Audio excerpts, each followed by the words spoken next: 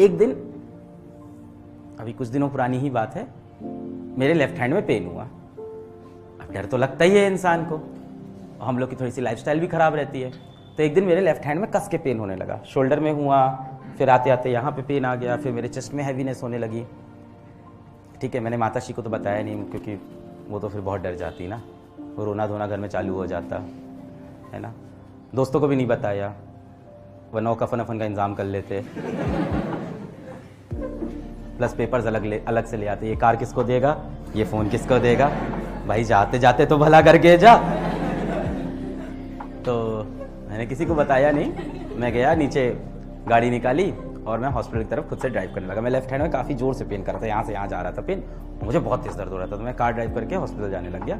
घर के पास में हॉस्पिटल था, थोड़े बहुत पैसे कमा लिए तो अच्छे हॉस्पिटल चले गए। एक बढ़िया हॉस्पिटल था, जो होते हैं बढ़िया मल्टी बिल्डिंग वाले, वहाँ हॉस्पिटल गया और खुद ही से गया, ड्राइवर और कुछ नहीं। मैंने कहा कि अंतिम समय अपने साथ बिताऊंगा अकेले में, किसी को नहीं बताया मैंने, माँ बाप भाई बहन दोस्त यार बीवी, किसी को नहीं। अपनी गाड़ी निकाली और चल दिया।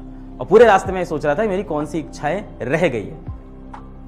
And was at those 30 minutes मुझे समझ में आया मेरे लिए क्या इंपॉर्टेंट है। उन 30 मिनट में मेरे को सिर्फ ये लग रहा था कि मैं फिजिक्स वाला किसको चलाने को दूंगा यहाँ से, who will handle this after me, मेरे बाद कौन चलाएगा इसको, मेरी रिस्पॉन्सिबिलिटी कौन हैंडल करेगा। नहीं, वो डेफिनेटली नहीं, उनका अपना जीवन है। कैसे किस बेसिस पे, ऐसे मत लेना डिसीजन जिंदगी में।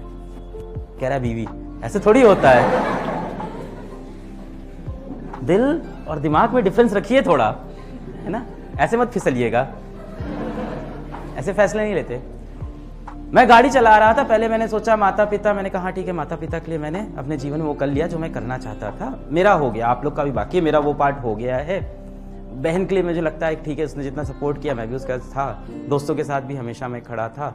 वाइफ के लिए थोड़ा लग रहा था कि अकेली हो जाएगी, तो थोड़ा सा डर लग रहा था कि हाँ क्या होगा कैसे होगा।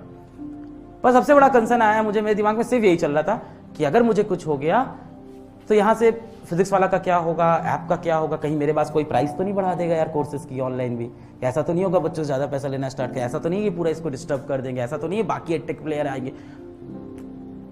और 30 मिनट बाद मैं वापस आया। खैर मैं हॉस्पिटल गया तो वहाँ सबसे पहले मैं इमरजेंसी वार्ड के अंदर घुसा और मैं गया तो पर्चा कटवाते हैं ना, तो मैं उनके पास गया कि दिखाना है क्या, पेशेंट कहाँ है, मैंने कहा मैं, क्या है दिक्कत क्या, मैंने कहा हार्ट अटैक आ चुका है बहुत कस के। यार प्रॉब्लम क्या है, हमने कहा थोड़ा सा लेफ्ट हैंड में दर्द, कह रहे गलत सो गए होगे रात में हमने कहा आपका तो काम है ना इसको टेस्ट करना चाहिए, आप ही डिमोटिवेट कर रहे हो। तो उन्होंने कहा कि ठीक है अंदर जाओ। फिर मैं इमरजेंसी वार्ड में घुसा, वहाँ डॉक्टर आए सबसे पहले तो, एंड डॉक्टर वो थे सीनियर रेसिडेंट थे आई थिंक, या जूनियर रेसिडेंट डॉक्टर थे। तो वो आए, वो सबसे पहले पहचाने क्या हुआ तो हमने कहा कि सर मेरे लेफ्ट हैंड में बहुत तेज यहाँ से यहाँ पेन कर रहा है, थोड़ा चेस्ट में हैवीनेस लग रहा है, सर एक सेल्फी। हमने कहा अभी नहीं भाई, तेरा एक ही तो काम था जीवन बचाना, वो तो कर ले।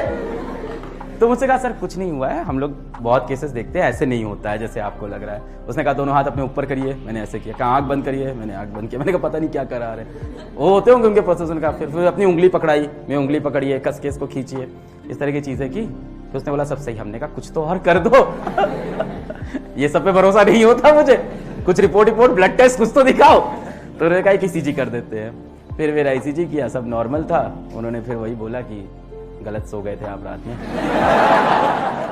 बाहर काउंटर वाला बंदा सही था, उसको डॉक्टरी पता थी।